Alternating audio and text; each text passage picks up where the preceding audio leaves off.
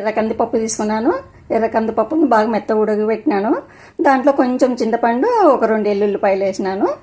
Tomato పండు, ఉల్లిపాయలు, కరివేపాకు, పచ్చిమిర్చి ఇంక మీ ఇష్టము. మీరు పచ్చిమిర్చి చారులేక ఎన్ని వేసుకుంటారంటే అన్ని వేసుకోండి. కారం లేకోకుండా చూసుకోండి. కారం ఉంటే మరి తినలేము, పచ్చిమిర్చి కదా. అందుకోసమని పచ్చిమిర్చి, కారం లేని పచ్చిమిర్చి తీసుకొని మీ ఇష్టం ఎన్ని వేసుకోండి. ఇంకా ఆవాలు తిరువాతకి మామూలే నార్మల్గా. హాయ్ అండి, welcome to my channel Anuradha రఘువీర్. అందరికీ గుడ్ మార్నింగ్ అండి.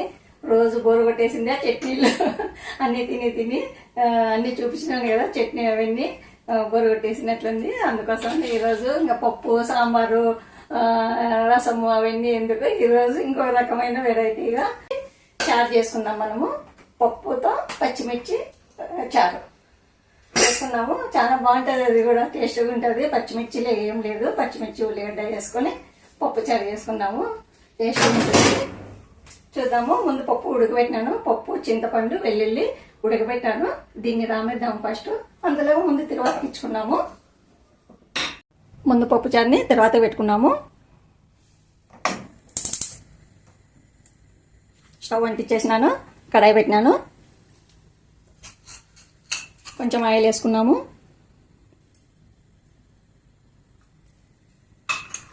ఆయిల్ వేడి కానీ అంతలోగా ఆయిల్ వేడైతుంటుంది. చూద్దాం. అంతలోగా మనము పప్పుచారులకి, పచ్చిమిరకాయలు పప్పుచారులకి ఏమేమి కావాలో చూసేద్దాము.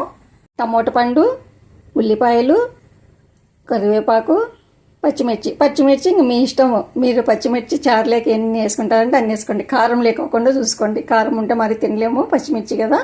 అందుకోసమని పచ్చిమిర్చి, కారం లేని పచ్చిమిర్చి తీసుకొని మీ ఇష్టం ఎన్ని వేసుకోండి. ఇంకా ఆవాలు తిరువాతకి మామూలే నార్మల్గా.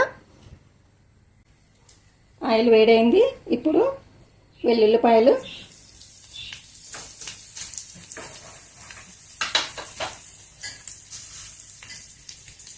ఆవాలు, జీలకర్ర, ఎండుమిర్చి కొంచెం వేయించుకున్నాము. దీనిలో ఆవాలు, ఎండుమిర్చి అన్నీ బాగా చిట్టుపట్లాడుతున్నాయి.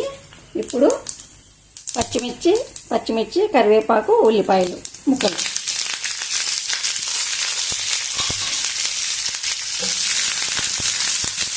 కొంచెం నూనెలో వేయించుకున్నాము. ఇంకా దీనిని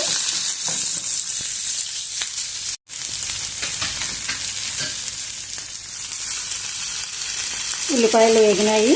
ఇంత ఉంటే చాలు, ఎందుకంటే ఉల్లిగడ్డలు కూడా మనం తింటూ ఉంటే మనకి తగులుతూ ఉండాలి. ఇప్పుడు టమోటా పండు కూడా వేసేసుకున్నాము.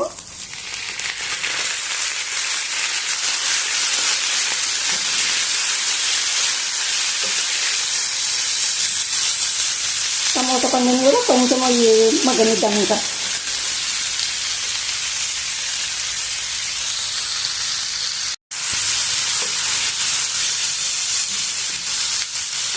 అన్నీ వేగిపోయినాయి, ఉల్లిపాయలు, టమోటా అన్నీ. ఇప్పుడు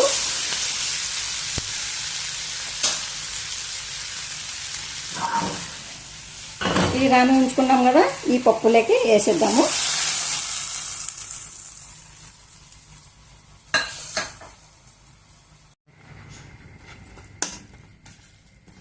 పప్పు అంతా గట్టిగా ఉంది కదా. ఇప్పుడు దీంట్లోకి కొంచెము వాటర్ వేసుకున్నాము, తగినంత.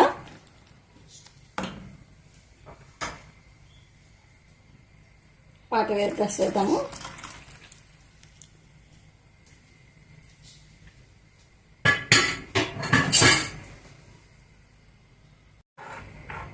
ఇంతుంటే సరిపోతాయి. ఇంకో 10 నిమిషాలు ఉడికేలోగా గట్టిగా అవుతుంది. ఇప్పుడు ఉప్పు వేయలేదు ఇంతవరకు. ఇంకా నేను ఉప్పు వేసుకున్నాను. ఇంకా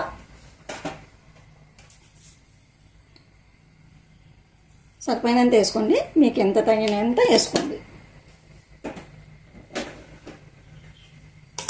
ఇంకా ఒక 10 నిమిషాలు హైలో మంటను పెట్టి ఉడికిద్దాము. ఉడకబట్టేదంత వరకు మూతనే ఉంచేద్దాం. ఇంకా ఉడకబట్టిందేమో.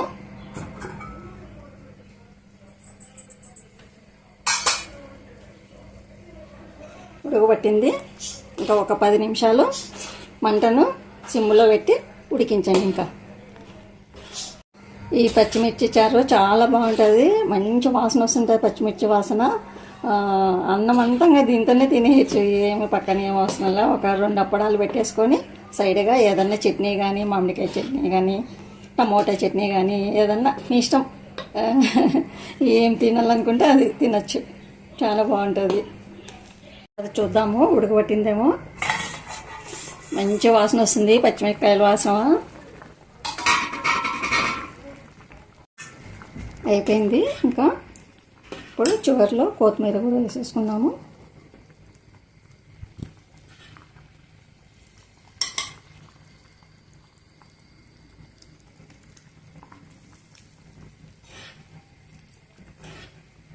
స్టవ్ బంద్ చేద్దాము. చూసినారు కదా పచ్చిమిర్చి చారు ఎలా తయారు చేశాను. మీకు నచ్చినట్లయితే లైక్ చేయండి, షేర్ చేయండి, సబ్స్క్రైబ్ చేసుకోండి. మరో మంచి రెసిపీతో మీ ముందు ఉంటాను. ఓకేనండి, బాయ్.